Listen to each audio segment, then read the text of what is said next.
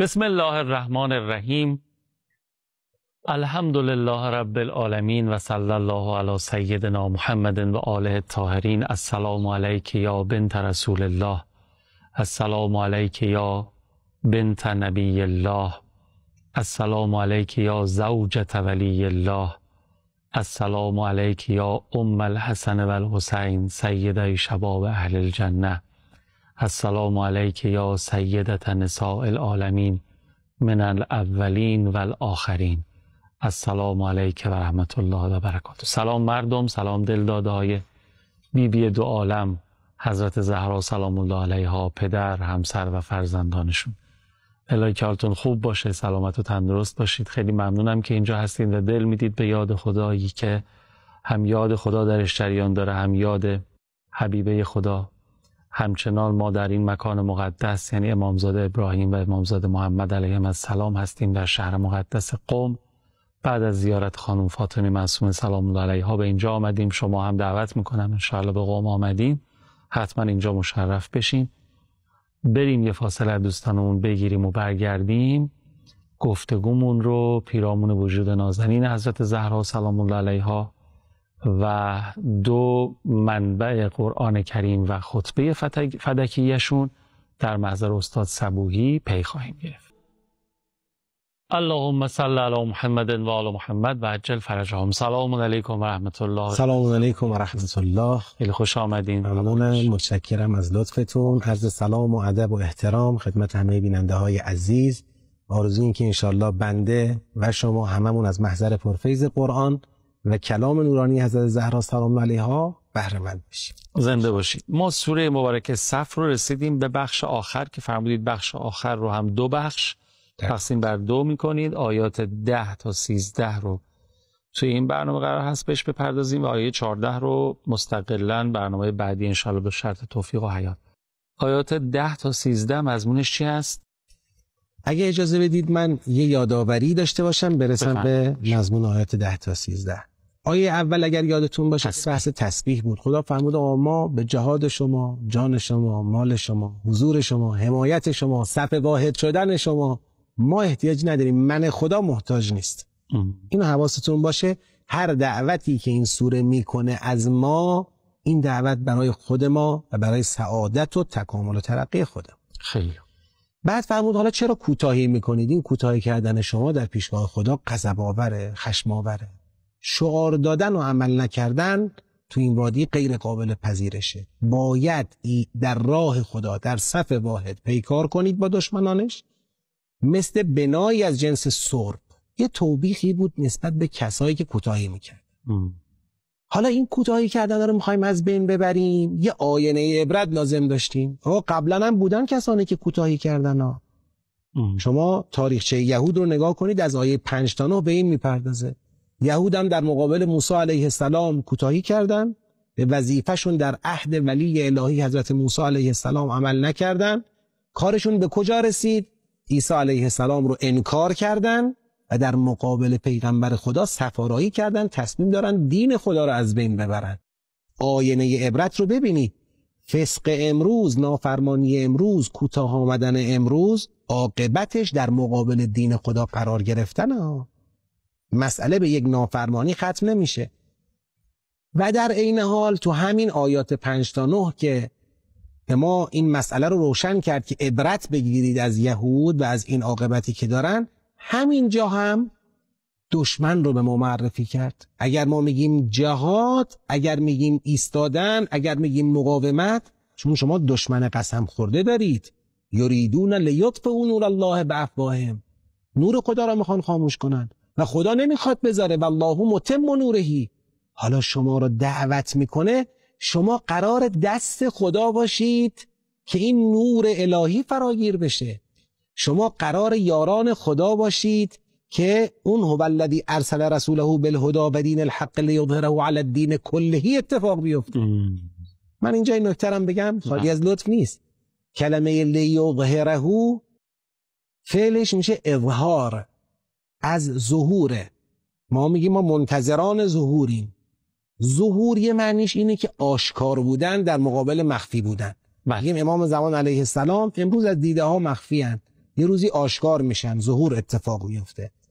اما قرآن معنی بالاتری برای ظهور بیان میکنه. میگه ظهور یعنی غلبه حق بر باطل و این چیزی است که ما در حقیقت منتظرشیم. اون آشکار شدن امام زمان علیه السلام اون آخرین مرحله غلبه حق بر باطله که کامل میشه در کل جهان. در حقیقت سوره صف تو این قسمتی که الان میخوایم وارد بشیم، یعنی آیه 10 تا 14، میخواد فرمول ظهور رو به ما یاد بده. شما اگر اومدید تو میدون دست از این سستی و کوتاهی برداشتید، عبرت از یهود گرفتید، دشمنتون رو شناختید، حالا بیایید تو میدون تا ظهور اتفاق بیفته. واقعا جاء الحق و زهق الباطل. و زهق الباطله. حالا تعبیر ظهور رو دقیقاً تو همین آیه 14 دوباره به کار میبره، یعنی فرمول ظهور رو آموزش میده. فاصبحوا ظاهرین، که ظهور چطور اتفاق میفته این رو در واقع به ما یاد خواهد داد.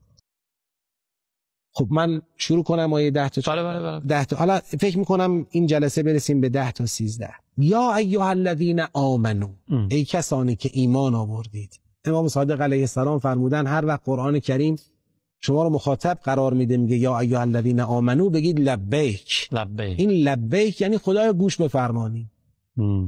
از ما گوش، از تو فرمان، آماده اطاعتی.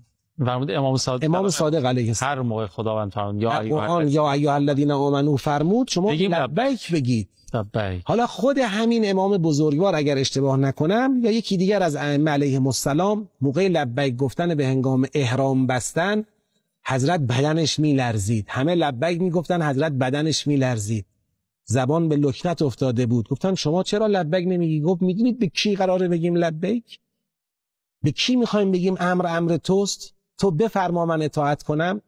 همینجا ما رو متوجه عظمت این لبیک کردن. یا ایها الذین آمنو لبیک. حالا خدا میخواد با ما حرف بزنه. هل ادلکم علی تجارت، میخواید یه تجارت بهتون نشون بدم، راهنماییتون کنم به یه تجارتی؟ من میگم این کلمه تجارت، نمیدونم آتون، خلاصه حال هوای دلی قرآنی خودم این حرفو میزنم. این کلمه تجارت یه روزه است. یعنی خدا داره به من و شما نگاه میکنه، میبینه کاسبیم دیگه، همه تاجریم، چرت که به دستیم، ماشین حساب به دستیم، 2 تا 4 تا میکنیم. تا برامون ثابت نشه یه چیزی برامون منفعت داره نمیایم تو میدون. میگه خب حالا باشه، تاجری باش، از دنیا متجر اولیاء الله، دیگه محل تجارت دوستان خدا، شما میخوای تجارت کنی اشکال نداره، ولی بیاید راهنماییتون کنم به یه تجارتی که تنجیکم من عذاب علیم. این تجارت شما رو نجات میده از عذابی دردناک. آقا مگه قرار من مؤمن عذاب بشم که لازم باشه تجارت کنم که عذاب نشم؟ ام منکم الا واردها. در قرآن کریم فرموده هیچ کس نیست که به جهنم وارد نشه، اما ثم ننجی الذین، بعدن یه عده نجات پیدا میکنن. تو این دنیا هممون داریم تو این مسیر جهنم حرکت میکنیم و قرار نجات پیدا کنیم. دامها گسترده است. اگر فکر کردیم من ایمان میارم کار تموم میشه، نه. خدا در سوره مبارکه عنکبوت خیلی روشن فرموده آیا فکر کردید که همین که بگید ایمان آوردیم رها میشید؟ حسب الناس ان یترکوا ان یقولوا آمنا. هر دو خیال کردن همین که بگن ایمان آوردیم کار تموم میشه. و هم لا یفتنون، و فتنه و آزمایشی در کار نیست. اونجا قسم میخوره خدا، که قسم یاد میکنه به تحقیق دوچار ولقد فتن الذین من قبلهم، ما قبل از شما هر کی بوده رو با فتنه و آزمایش ایمانش رو سنجیدیم. فلیعلمن الله الذین صدقوا ولیعلمن الکاذبین. خدا راستگویان رو از دروغگویان جدا میکنه. ایمان آوردن تو ثابت کن. هل ادلکم علی تجارت تنجیکم من عذاب علیم. ما میخوایم بگیم خدای بله راهنماییمون کن. میگه تؤمنون بالله و رسوله، ایمان بیارید به خدا و پیغمبر. خودت الان به من گفتی یا ایها الذین آمنو، منم گفتم لبیک. بعد از من مؤمن دوباره ایمان میخوای؟ میگه بله. این ایمانی که ازت میخوام غیر از اون ایمان زبانی که ادعاش کردی، این ایمان ثابت باید بکنی. چیکار کنم خدایا؟ و تجاهدون فی سبیل الله به اموالکم و انفسکم. بیاید در راه خدا با مالتون و جانتون جهاد کنید.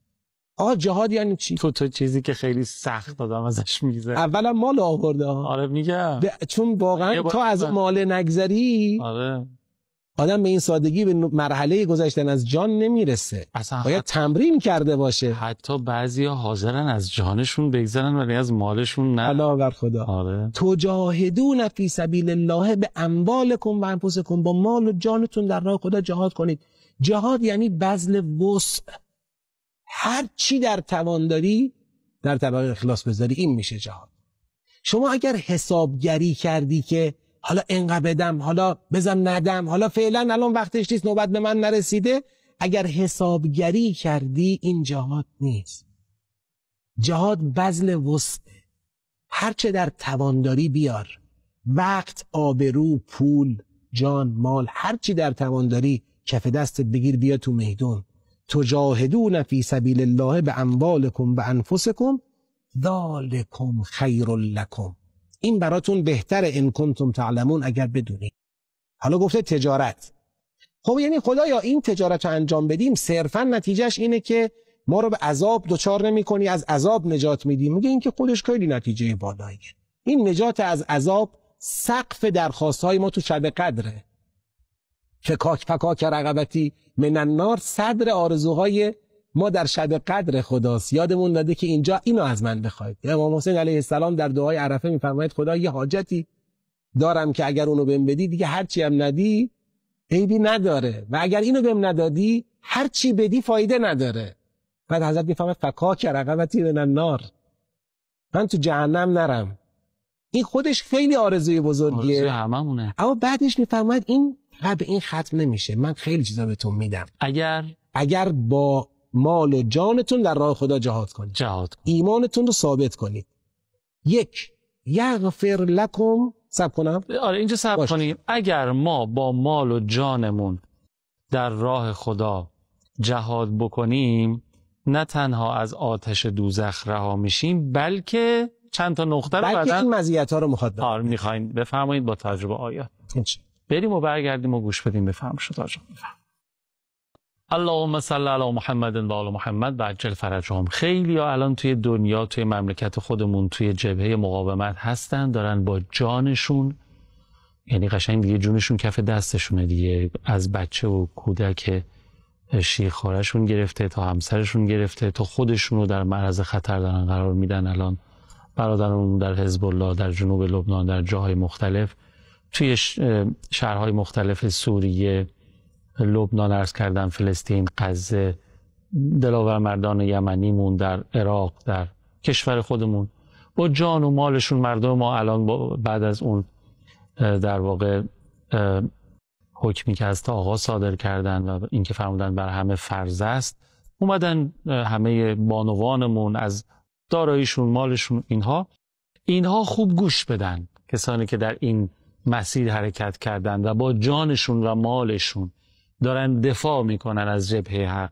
و در مسیر جهاد قدم گذاشتن، ببینن چه برکاتی خواهد داشت. بله. اولیش که نجات از جهنم، نجات از آتش، که خیلی آرزوی بزرگی است. بعد میفرماید که یغفر لکم ذنوبکم. اگر شما با جهاد با مال و جان بیاید تو میدون، گناهانتون رو میبخشه. تعبیر تو قرآن یه وقتایی یغفر لکم من ذنوبکم، یعنی بعضی از گناهاتون رو میبخشه. اینجا میفهمد یغفر لکم ذنوبکم، تمام گناهانتون رو میبخشه. کسی جهاد در راه خدا کنه با مال و جان، مغفرت نصیبش میشه. بعد میفرماید و یدخلکم جنات تجری من تحتها الانهار. یه چی ببخشه تو رو خدا، با مال و جان هر دو با هم یا نه؟ هر کدوم که الان وظیفه، الان آره امکانش هست. بله. با جانم امکانش نیست. الان ممکنه با جان برای من ممکن نیست. یه وقت نه جانم مطرحه، باید با جان. اونی که وظیفه، اون موقعی که اونجا بر حسب شرایط و زمان آمد، و اینکه بر حسب اقتدایی که به ولی مؤمن و بر حسب اقتدایی که ولی است. یغفر لکم ذنوبکم و یدخلکم جنات تجری من تحتها الانهار. خدا شما رو داخل میکنه به جنت‌های، بهشت‌هایی که نهرها از کف اون روان. حالا این جریان جنت و نهر یه قصه‌ای داره. من یه اشاره‌ای فقط میکنم. آیه 15 سوره مبارکه محمد صلی الله علیه و سلم، اونجا میفرماید 4 نوع نهره. که در وسط بحث جهاد هم اونو داره میگه. تو جهاد تشنگی غالب میشه، تو جهاد خستگی، بیرمقی. نمونه شما در کربلا دیدیم و اون وضعیتی که تو جبهه‌های خودمون یا همین امروز حتی قحط آب و غذا در مناطق اشغالی. میفهمد انهار من ماء غیر آسن، آبهای گوارا، انهار من لبن لم یتغیر طعمه، نهرهایی از شیری که طعمش تغییر نمی کند، انهار من عسل مصفا، نهرهایی از عسل ناب و خالص، و انهار من خمر لذت للشاربین، و نهرهایی از شراب بهشتی که عین لذت است برای کسانی که می نوشند. ما یه چیزی میشنویم، یه چیزی میخونیم، میبینیم، میفهمیم، واقعیت و حقیقت پرای این حرف هاست، بالاتر از این حرف هاست. خدا روزی عممون کنه ما هم یه همچین نجات و یه همچین سعادتی رو تجربه کنیم انشاءالله. اون الان ماهی که در پیش داریم رجب المرجبه. فهمدن رجب نام نهری است در بهشت، از شیر سپیدتر و از عسل شیرین‌تر. آره. و مساکن طیبة فی جنات عدن، علاوه بر این که شما رو بهشت میبره، تو بهشت مسکنهایی طیب و نیکو بهتون میده، تو اون جایگاه‌های جاودانه که دیگه خرابی، فرتوت شدنی، از بین رفتنی، استهلاکی، کهنگی عارض نمیشه. فی جنات عدن ذالک الفوز العظیم. بنده های من انقدر بدونید فوز عظیم اینی که الان براتون گفتمه. فوز از فوزتوی حضرت علی علیه السلام یادم، فوزتو، رستگار شدم. میگه رستگاری عظیم اینه، اینقدر بدونید بهشت یه ظرفه، مظروفش چیه؟ توش چیه؟ رضایت پروردگار، امنیت کامل از خدا، انس کامل با خدا، قرب به پروردگار، اینا مظروف بهشته. ذالک الفوز العظیم. بعد میفرماید و اخرى تحبونها، به غیر از نجات از جهنم و ورود به بهشت با اوصافی که براتون گفتم و مغفرت، یه جایزه دیگه هم تازه برای جهادتون میدم که دوستش دارید. و اخرى تحبونها، یه جایزه دیگه که اینم دوست دارید. اون چیه؟ این خیلی نکته است. نصر من الله و فتح قریب و بشر المؤمنین. یاری خدا میرسه. شما مجاهدانه بیاید تو میدون، خدا یاریشو میرسونه. و فتح قریب، و گشایش نزدیکه. و بشر المؤمنین، و به مؤمنان بشارت بده. اینا کدوم مؤمنانن؟ اون مؤمنانی که فقط مخاطبه یا ایها الذین آمنو نبودن، بلکه اون تجاهدون فی سبیل الله رو عمل کردن، تؤمنون بالله و رسوله اتفاق افتاد، حقیقت ایمان رو ثابت کردن، به اینا بشارت بده.